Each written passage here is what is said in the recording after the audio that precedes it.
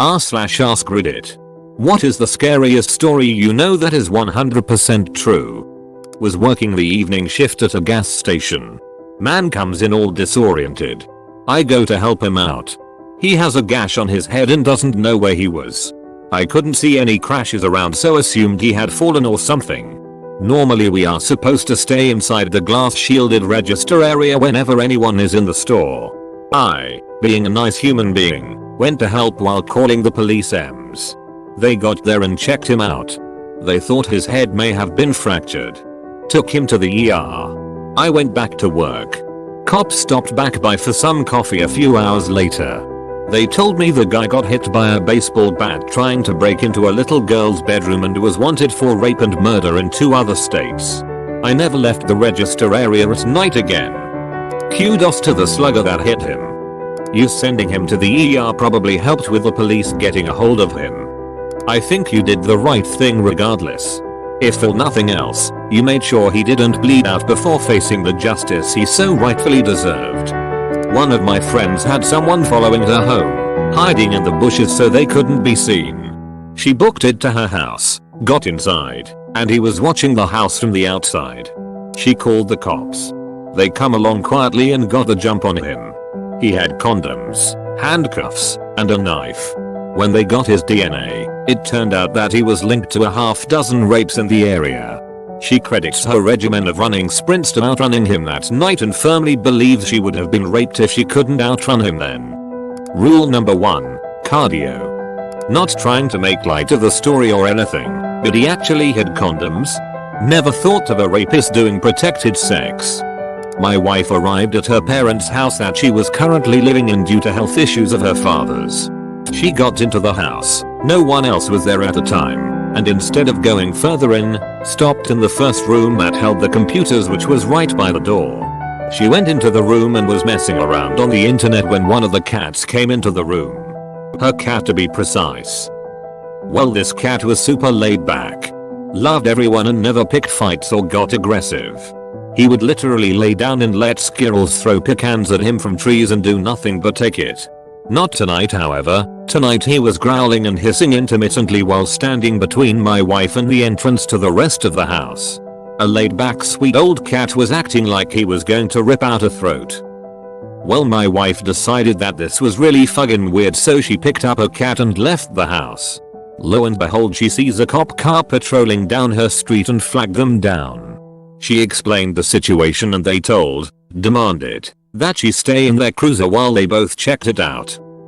Turns out they found the back door wide open, super bad. Her parents and her never leave the door unlocked, much less open.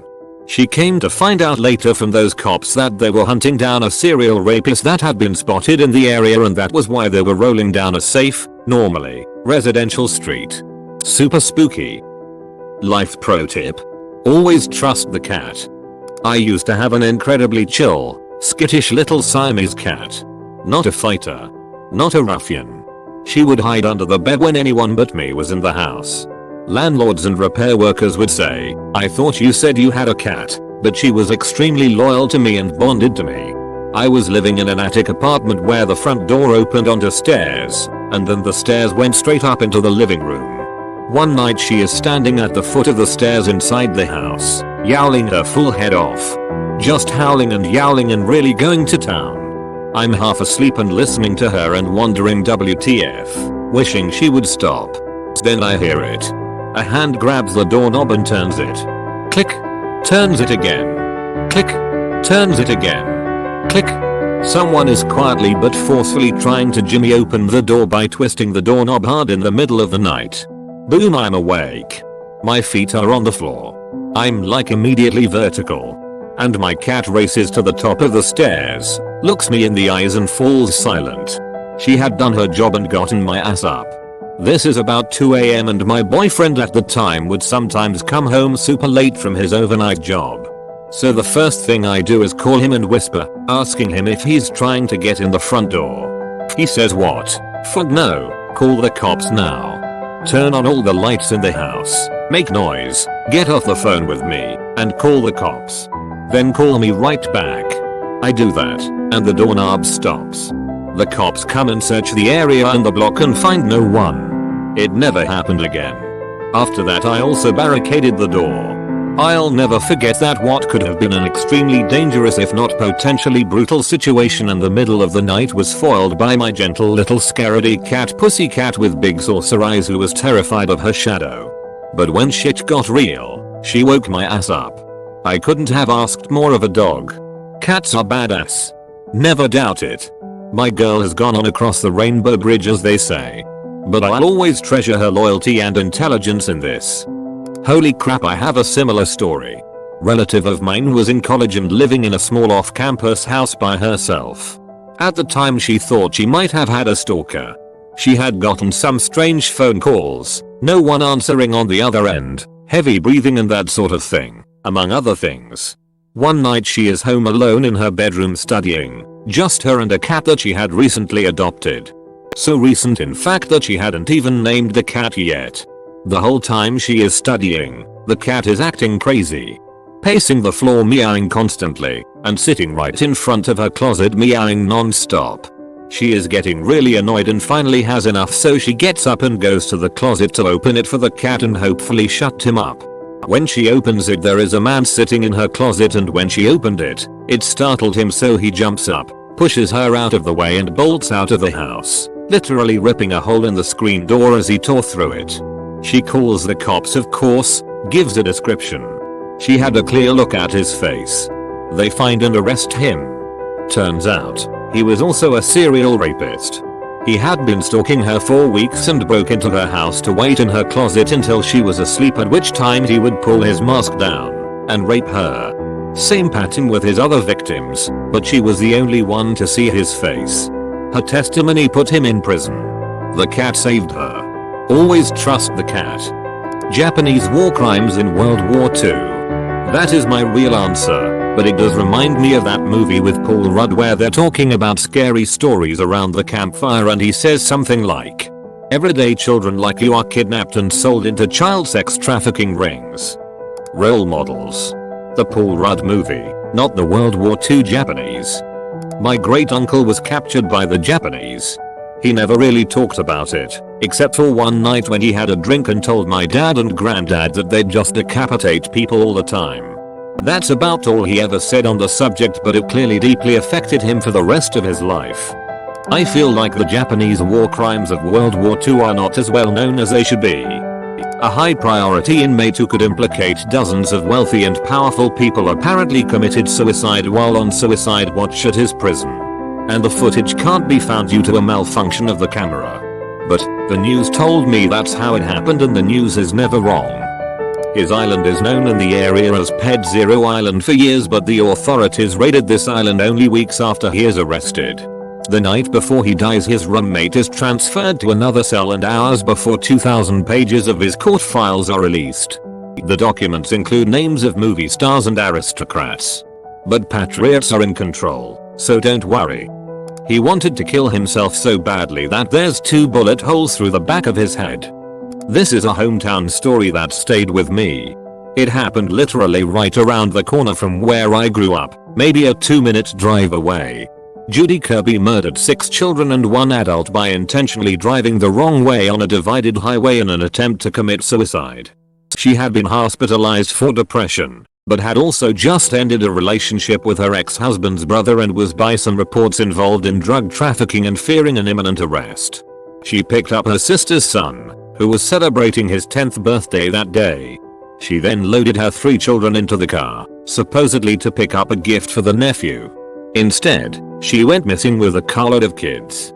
A short time later, calls started coming into 911 about a car going the wrong way down the highway at a high rate of speed.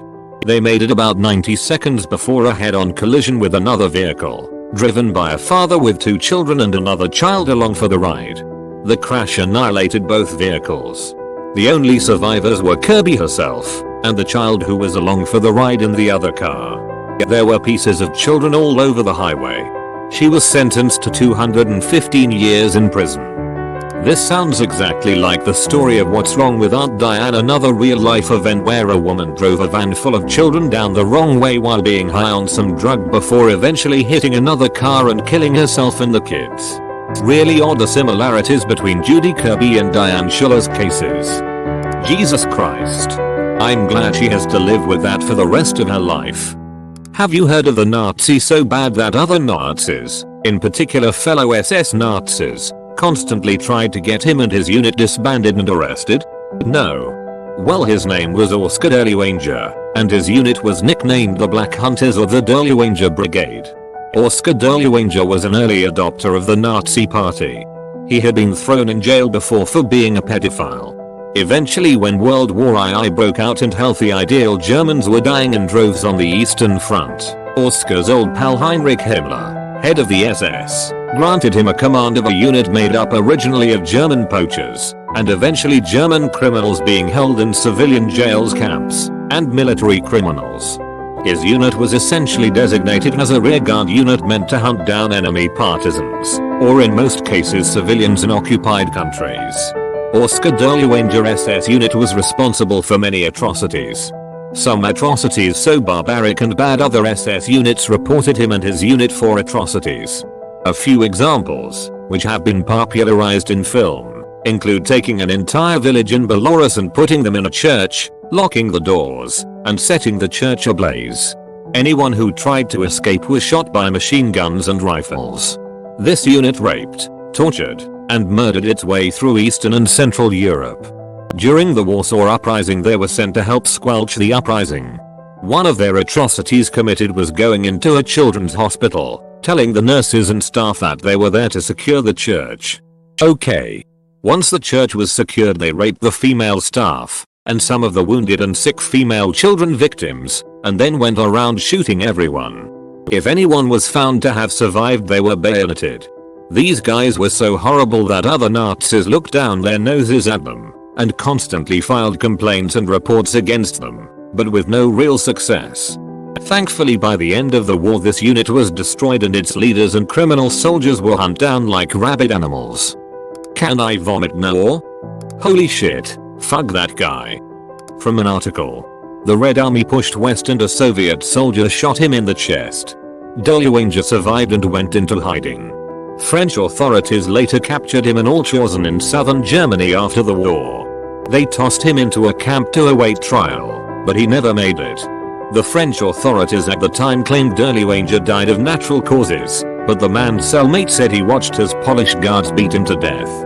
If Polish guards did beat him to death, then it was an appropriate end to one of World War I's most savage war criminals. Happened to me, have posted about it before. I was around 11 years old and I woke up in the middle of the night to a man straddled on top of me with his hand over my mouth and nose. He told me to roll over and not scream. I rolled onto the floor and tried to scream bloody murder. I say tried cause when you are truly terrified it can take a second to find your voice. My mom heard me screaming and came in and fought with the guy. He was at least 6 feet, she was 5 feet 3 inches and scared him enough with the fighting and screaming that he took off out the window he had come in through. Never did catch him. Hold the fug up for a moment. What the fug? I'm glad you're okay, and your mom sounds like a badass. I'm just imagining this little berserker lady coming at this tall dude like a blood-hungry badger, all teeth and nails while howling, "Get away from my baby." Every year thousands of children go missing all over the world and at most you hear about a few per year in your area. No one seems to care. It is literally a nuisance to many to have a "have you seen my child" ad pop up on their social media. There was an article I saw recently, in Canada I think, where there was a huge petition to start fining people. Their offense? 911, or whatever they are called there, were receiving a large amount of calls from people angry that their phone was going off at like 2 in the morning for an Amber Alert. I cannot wrap my mind around calling 911, getting an emergency dispatcher, to complain about a sound. And on top of that, it ties them up from other calls, which is the reason for the fine. I wonder how many are missing due to their parents. During World War II, an American airplane crashed near the Japanese island of Chichijima. There were 9 servicemen on board. 1 was rescued by an American submarine. The other 8 were taken in by the Japanese. Don't want to go into all the details, but through some time and events, the Japanese ended up eating those servicemen. But that's not the weird part. The one serviceman who was rescued? That was George H. W. Bush. Google Chichijam incident for more details if you'd like. No thank you. This thread has already given me enough nightmare fuel. Told this here before but once more. My friend had this neighbor who was a retired mechanic. They lived on some properties with large front lawns and long driveways. His neighbor had a couple derelict cars parked up near his garage that he took parts from occasionally. This neighbor of his started hearing noises while sitting in his living room, coming from his front yard. Every time he'd go to the window, there would be nothing there. He assumed it was a raccoon or a coyote or whatever. He kept hearing the noise, so he'd go outside to look around but would find nothing. He'd put out traps and occasionally catch something, yet the noise persisted. Soon, he started claiming that he was hearing voices coming from the front yard, like whispering. He'd go outside and look around the perimeter of his property but would find nothing. It was persistent, so he'd started calling the cops. Every time the cops came and looked around and would find nothing. So they told him he needed to stop calling them for this, and perhaps get a security camera or whatever. So this guy thought he was losing his mind. One summer evening he couldn't sleep, so he went to the back patio to smoke a cigarette. Suddenly, he heard voices coming from the front of his house. He put his cig out and snuck around to the front and got there just in time to see the doors to his derelict conversion van silently shut. He ran back to the backyard and went inside his home and called the police to tell them what he had seen. The police arrived and approached cold, that is without light sirens, and when they approached the van, the door swung open and a bunch of people ran out in every direction. Upon searching the van, the cops found syringes and paraphernalia and determined that people were shooting up in there. Yikes. What relief for that man to know he wasn't going crazy though.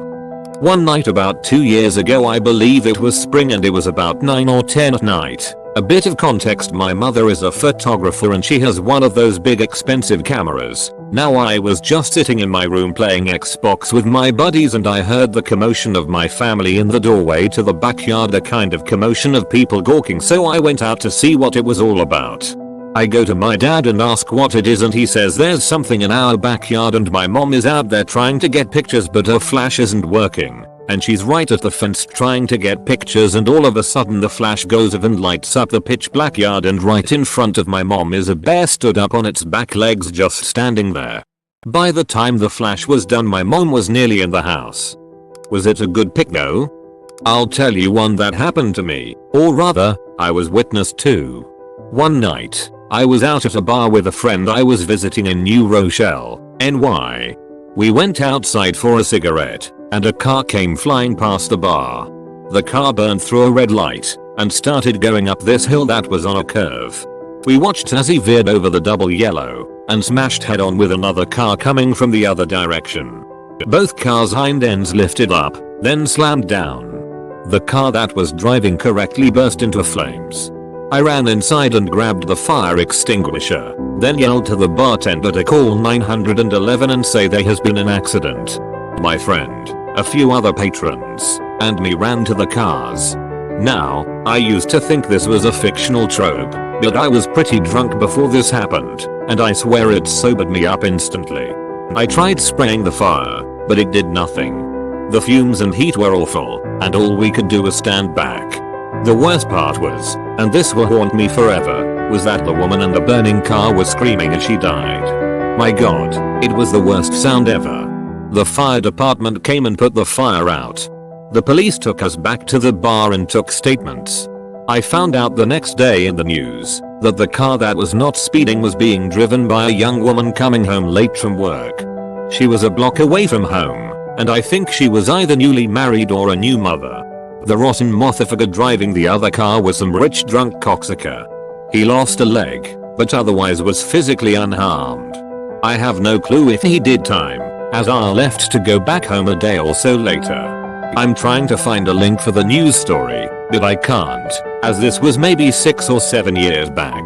I remember it being reported on Low HUD and Channel 12 News. I think what's more scary than this is that stories like this are a dime a dozen.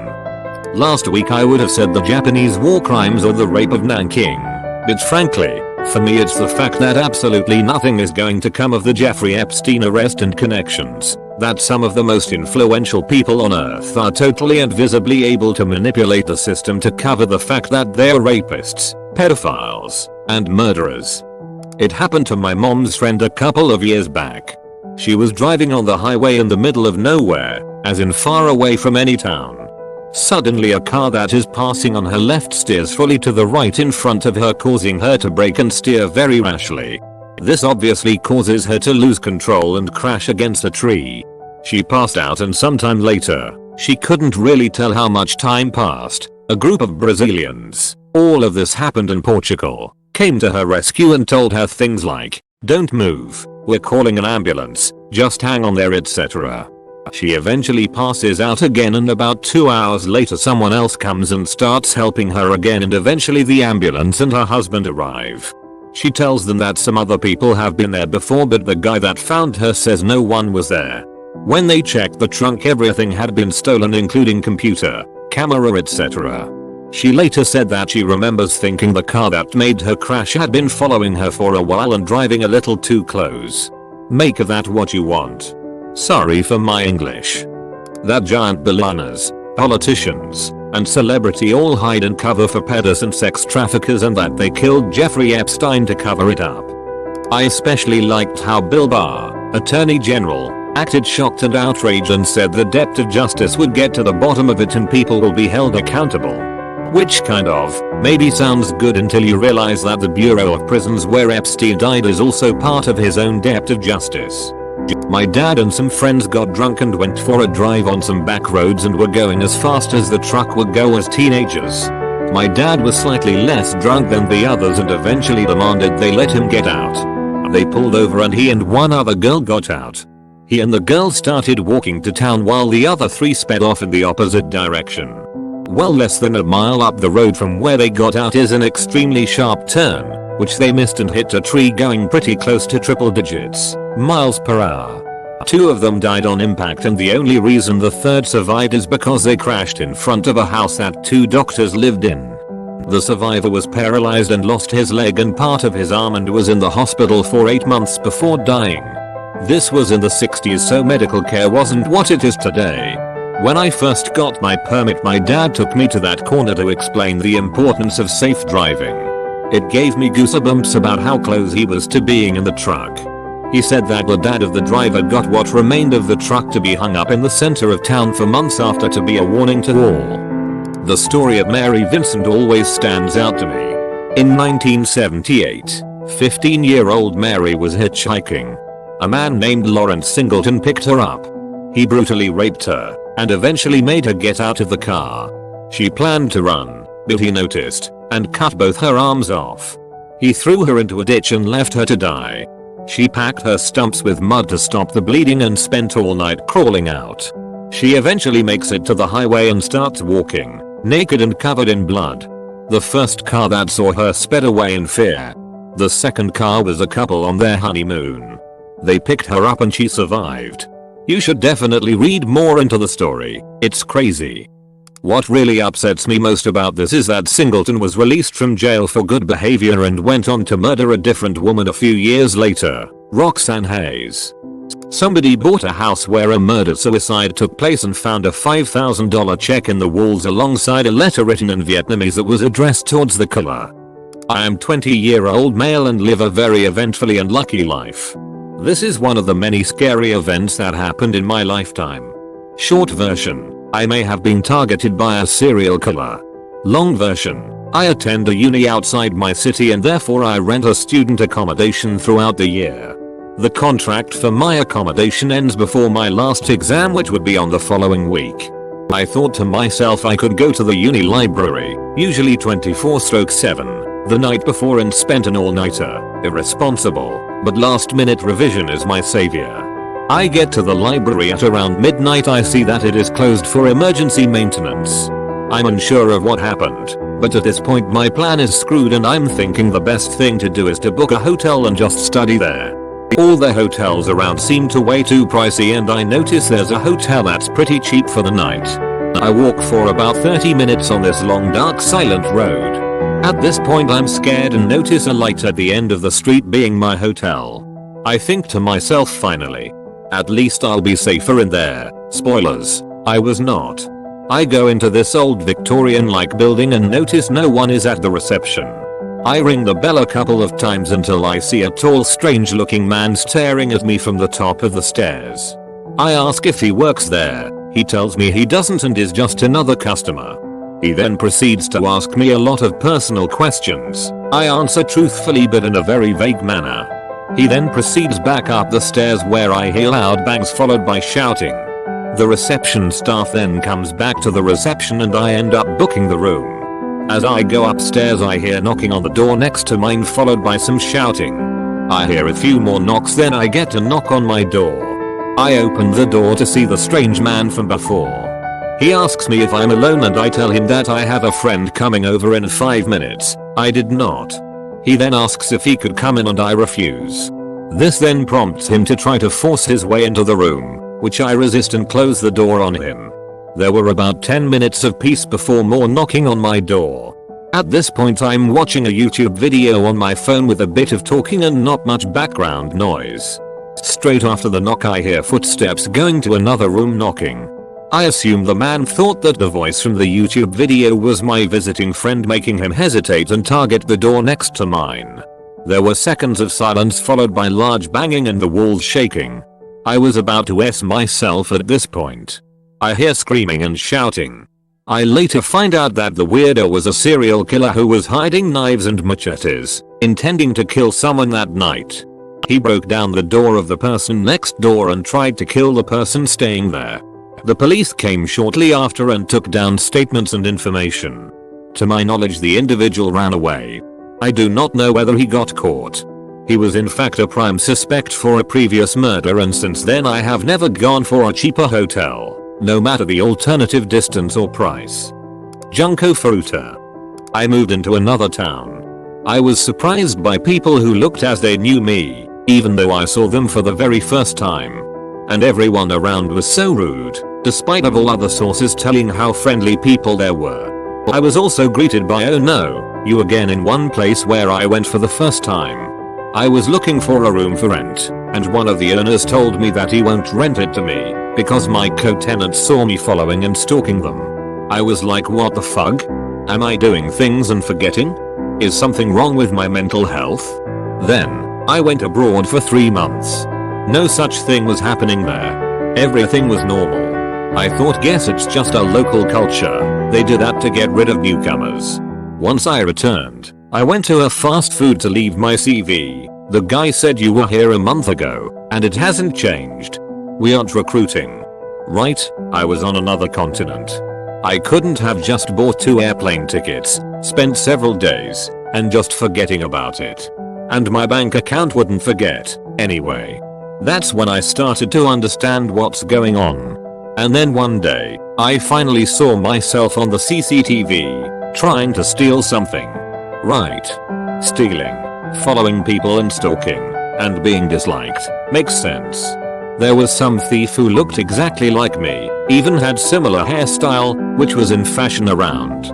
As of now, I already know of 2 guys who look identically like me. My long-term partner decided to end his life suddenly and unexpectedly a few years ago. He was the happiest person I knew, and even with 20/20 hindsight videos pouring through old messages etc, I wouldn't be able to identify any warning signs. My brother's ex-GF had 2 older sisters. They died before she was born. One day they decided to play hide and seek or something. So anyway, they both climbed inside a chest and accidentally locked themselves in. They suffocated. Holds flashlight up to face. A human being is capable of justifying any action for themselves and will always find a way to be the hero in their own narrative. In World War II, for example, every side committed horrible atrocities and they all thought that they were the good guys. Even the Japanese, who weaponized the bubonic plague and raped the Chinese capital off the map.